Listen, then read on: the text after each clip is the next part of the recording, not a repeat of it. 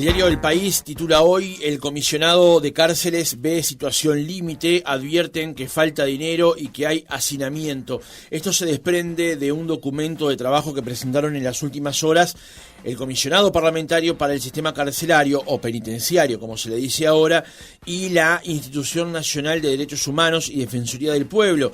El documento se trata de la Mesa Interinstitucional para la Reforma de la Política de Ejecución Penal y el sistema penitenciario, convocado por el comisionado parlamentario y la Institución Nacional de Derechos Humanos, Mecanismo Nacional de Prevención de la Tortura. Hay varios puntos interesantes para comenzar a conversar sobre este tema. Por ejemplo, en lo que tiene que ver con hacinamiento, el informe señala que el crecimiento sostenido de la población penitenciaria ha generado un extendido problema de superpoblación en el sistema y hacinamiento en la mayoría de los establecimientos.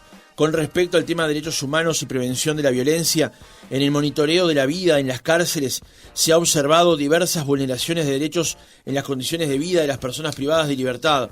A su vez, se ha señalado la alta tasa de reincidencia como un factor sustancial en el crecimiento de la población penitenciaria. Recuerden ustedes que este tema no solamente atañe a las personas privadas de libertad. Días pasados conversábamos con Andrés Gandini, integrante del Sindicato Policial Nacional, que también relataba situaciones donde hay vulneraciones a los trabajadores del propio sistema carcelario.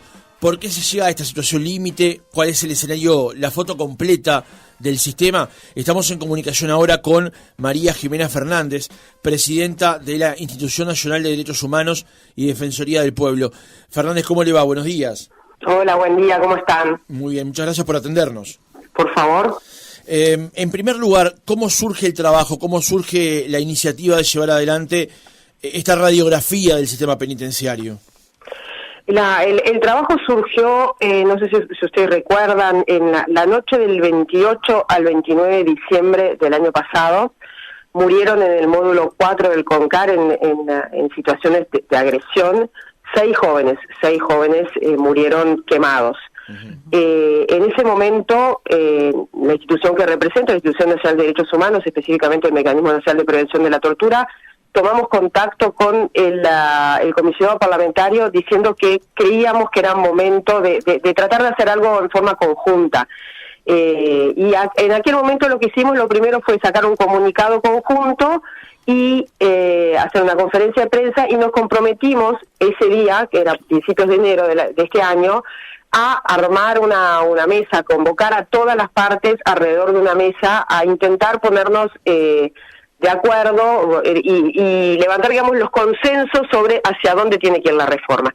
Y esa mesa la comenzó a reunirse en el mes de marzo de este año. Fueron 7 sesiones bastante largas, de 4 o 5 horas cada una, donde recibimos prácticamente a todos los actores. Recibimos, por supuesto, del Poder Ejecutivo, Poder Legislativo, Poder Judicial, es decir, todo lo que es el Estado, por así decir, pero también la academia, las organizaciones de la sociedad civil estuvieron todas en su mayoría, o sea, representantes de familiares, representantes de, como usted recién contaba, del sindicato policías o de los operadores, digamos, toda la gama de actores.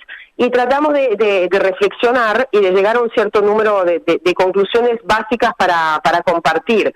Y fue lo que hicimos ayer. Llegamos a un documento que es de unas 18 páginas, donde se refleja ese consenso y ese diálogo que tuvimos durante unos meses, y lo ponemos arriba de la mesa para compartirlo, para advertir, aunque en realidad son cosas que ya sabemos, pero todas puestas juntas capaz que ayuda más en este momento, que es un momento de campaña. En aquel entonces, en el comunicado, nosotros habíamos dicho que había que pensar en las reformas, o sea, que era tiempo de hacer análisis y propuestas de reforma que trasciendan los gobiernos, las administraciones y los periodos legislativos, porque se trataba del derecho a la vida de las personas.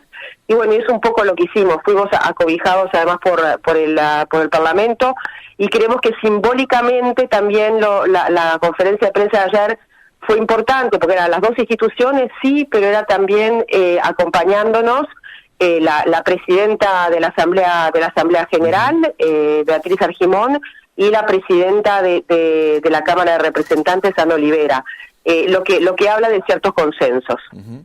El informe está dividido de alguna manera en tres ejes, y luego llega un cuarto eje que es de conclusiones y perspectivas. El primero es sobre hacinamiento, lo que yo mencionaba recién en la introducción del reportaje, donde se plantea que el crecimiento sostenido de la población penitenciaria ha generado un extendido problema de superpoblación en el sistema y hacinamiento en la mayoría de los establecimientos. Es bueno señalar que el índice de presonización de Uruguay es uno de los más altos de América. Uruguay tiene miles de personas dentro del sistema penitenciario y hay otra tanta cantidad por fuera, con medidas sustitutivas a la prisión, digamos.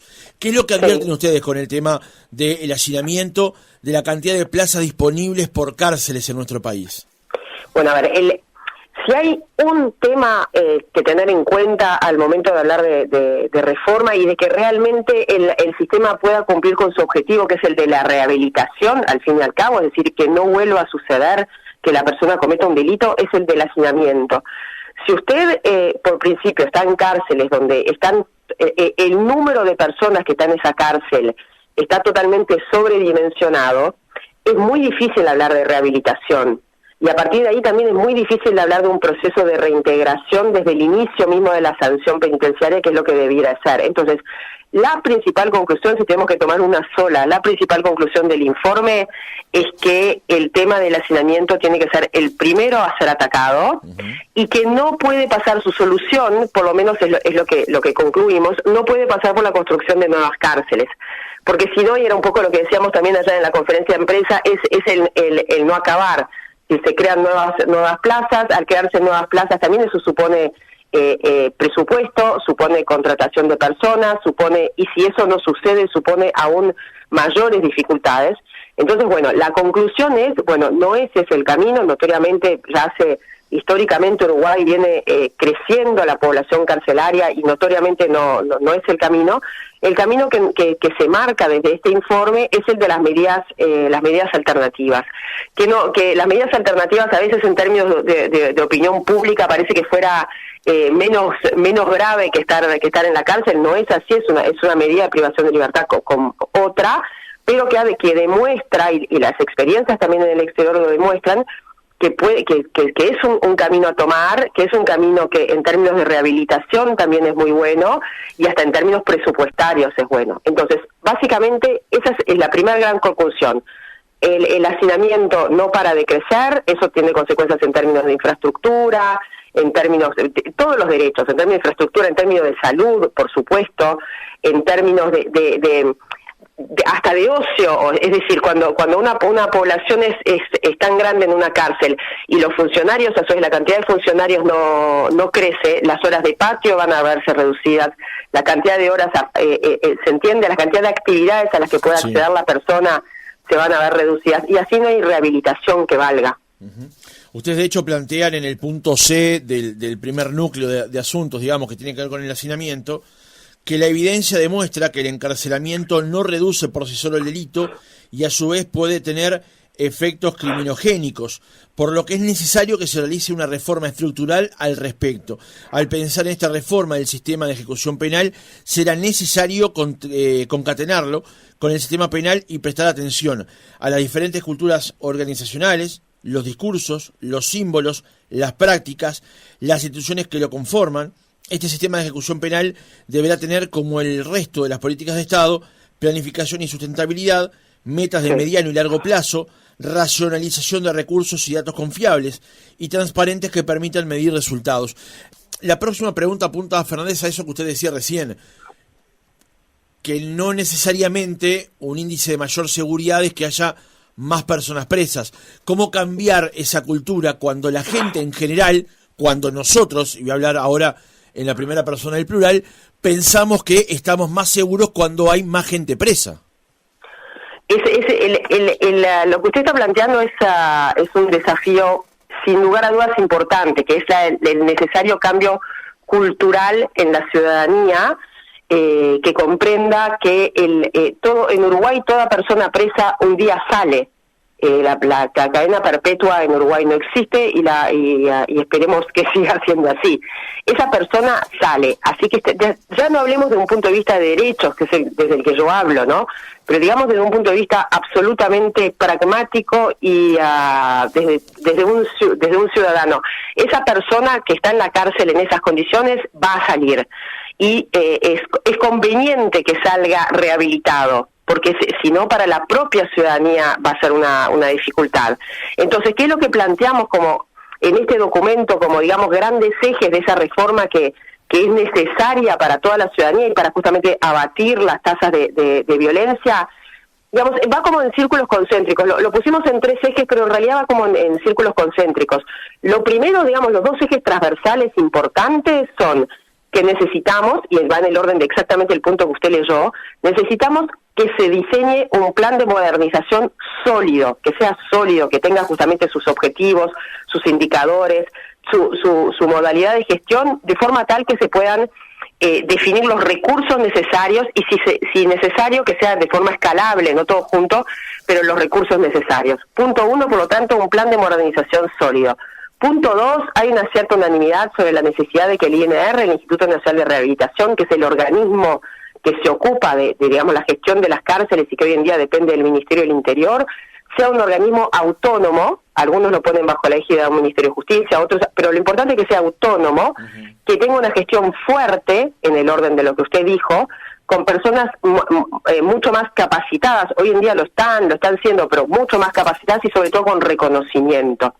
Y después, algo que también usted esbozaba al principio en la presentación, cuando vamos ahí después a ejecutar propiamente dicho la reforma, hay que pensar también en todas esas otras personas que están alrededor de lo que es el sistema carcelario. Lo primero, el personal, usted lo citaba, los funcionarios, y tener situaciones dignas de trabajo para que ellos puedan realizar sus tareas. El tema de los familiares en todo esto son esenciales, asisten o sea, hay que asistir a esos vínculos con los familiares y tener políticas específicas que sean de atención a todos esos niños y niñas y adolescentes que están en cierta manera ligados al sistema, y bueno, y las organizaciones de la sociedad civil que dentro de las cárceles juegan un rol muy importante en esto de traer el mundo a la cárcel en términos de rehabilitación, de capacitación, de deportes. Estamos hablando de que más allá de... Nosotros tenemos hoy en día alrededor de 16.000 personas privadas de libertad. Si tomamos el total, o sea, las que están privadas de libertad en cárcel propiamente dicho, más las que tienen medidas alternativas, más los familiares, el personal trabajando, etcétera, son alrededor de 100.000 personas que orbitan en esto. Es mucho.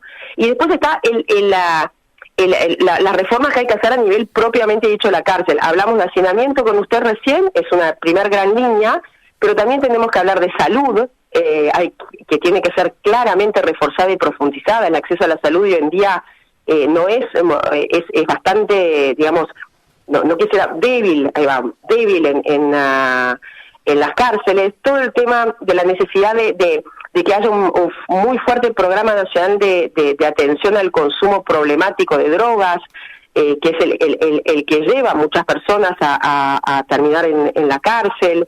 Pensar en un programa de alfabetización. La tasa de analfabetismo en cárcel es muchísimo más alta, o sea, fuera de la cárcel es prácticamente nula, en la cárcel es importante, y también pensar en esto que hablamos al principio, que es que la reintegración, o sea, el proceso de rehabilitación tiene que comenzar el día que la persona entra al sistema penitenciario, no unos meses antes. Todo ese paquete es el que ponemos sobre la mesa, el que compartimos ayer con las máximas autoridades del Poder Legislativo y el que tenemos intención de seguir compartiendo con todos.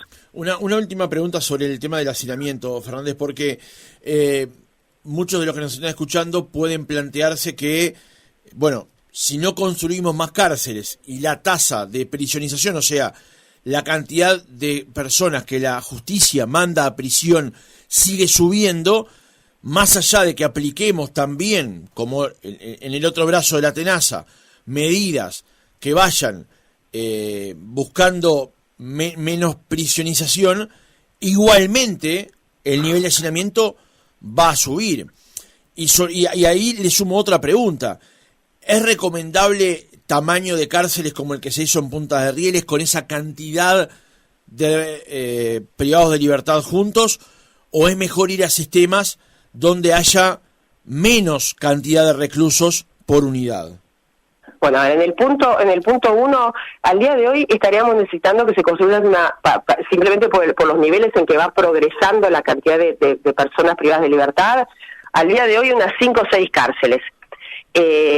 No es por eso le digo, no es la solución. Tenemos que buscar la manera de abatir la cantidad de personas privadas de libertad. Eso no quita, y usted lo dice, mira, hay cárceles, por ejemplo, que están en un estado de infraestructura que son casi irrecuperables, donde hay que construir otras.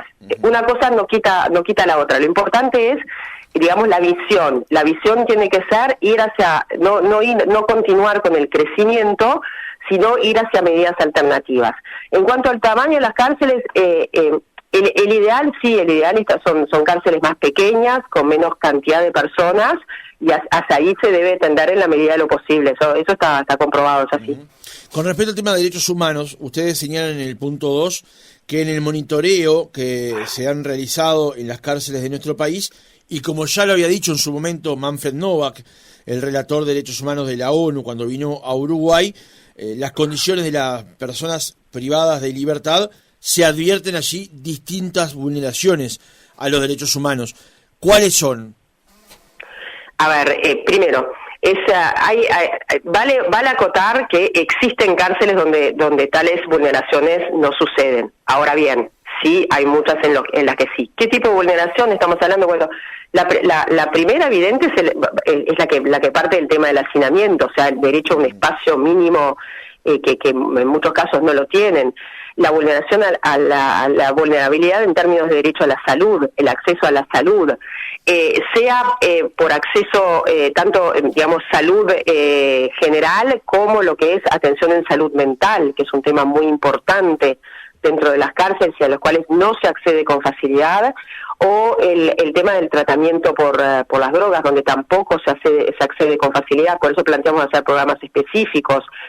El tema del derecho digamos, a lo que es el ocio o las actividades dentro de la cárcel, el poder estudiar, el poder trabajar, son porcentajes bajos de los privados de libertad, de las personas privadas de libertad, que tienen acceso al estudio o que tienen acceso al trabajo. Si hacen programas para mejorar esto, se está haciendo en ese sentido, sí, pero todavía falta y mucho. Es decir que en muchas de nuestras cárceles, el privado de libertad, y esto vale también para las mujeres privadas de libertad, pasan muchas horas encerrados en su celda, donde son más personas que aquello para que la celda está diseñado, y sin actividad ninguna. Eso ya de por sí, a partir de ahí, los derechos no se sostienen, ningún derecho se sostiene. Tampoco lo que puede ser, a ver, una visita digna para las familias, el acceso al defensor público, que es toda otra área muy compleja. Las personas privadas de libertad tienen dificultades al defensor público, que es toda otra área muy compleja. Las personas privadas de libertad tienen dificultades para acceder a la defensoría pública porque son pocos los defensores y muchos aquellos que están privados de libertad. Es decir, eso es un combo grande. La conclusión clara es que esto es un tema que viene arrastrándose desde hace muchísimo, donde las diferentes administraciones han intentado hacer cosas. Es importante de subrayar también eso, se intentan hacer cosas, hay buenos ejemplos, hay buenas prácticas, pero el sistema en sí, por lo menos por lo que vemos a través de esta mesa, va a necesitar una rápida reforma porque está llegando a sus límites. Una última pregunta, Fernández. Usted, como decía en la presentación, la hizo en el Parlamento, flanqueada por la vicepresidenta de la República, por la presidenta de la Cámara de Representantes. Ahora, parte de que la tasa de prisionización sea tan alta son las leyes que el propio Parlamento ha ido votando, y un partido sí, y el otro también, un gobierno sí, y el otro también, han ido por el camino, a veces reduccionista, de la inflación penal, donde advertimos, por ejemplo, que una persona que rapiña una cuestión menor tiene una pena mucho más alta que aquel delito, llamémosle como se dice vulgarmente, de cuello blanco, para justamente poder llegar a la cárcel. ¿Cuál es el trabajo que van a realizar ustedes para convencer justamente a los legisladores, al sistema parlamentario, de que es mejor para el sistema y para la sociedad en general ir por un camino donde la prisionización no sea tan alta? Bueno, es el objeto mismo de esta mesa y de este informe. Es decir, el trabajo que hemos comenzado con el comisionado no termina en este informe, sino que en realidad comienza a partir de ahora. Bueno, ayer lo anunciaban, vamos a llevar estos informes a cada uno de los candidatos a la presidencia para explicarles justamente y que lo tengan en cuenta al momento de diseñar sus programas. Va a ser distribuido a los diferentes legisladores y también lo vamos a estar publicando en nuestras webs, de hecho ya están, y distribuyéndolo a todas las diferentes organizaciones, porque acá se trata de una tarea de convencimiento. Claro, porque ese convencimiento que usted lo ve factible, lo ve factible teniendo en cuenta que, si bien, como el Ministerio del Interior, por ejemplo, plantea, algunos delitos han bajado, igualmente el tema sigue siendo de la seguridad el más importante para los uruguayos, y muchas veces eso se traduce de vuelta de forma reduccionista en más personas presas, igual estoy más tranquilo. Lo creemos factible, si no estaríamos haciendo este trabajo.